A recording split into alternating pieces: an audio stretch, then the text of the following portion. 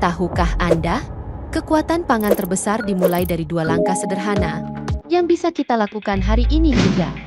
Langkah pertama, menanam sayuran di pekarangan rumah. Dulunya hanya halaman kosong, sekarang jadi dapur hidup. Keluarga dapat gizi terbaik, pengeluaran belanja pun berkurang drastis.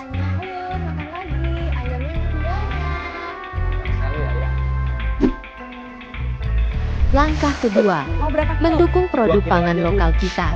Mari jadi pahlawan pangan lokal. Pilih yang dekat, pilih yang kuat. Mari sukseskan program ketahanan pangan Kota Makassar. Kemandirian pangan dimulai dari dua langkah sederhana untuk kuatkan pangan Makassar. Makassar kuat, pangan sehat.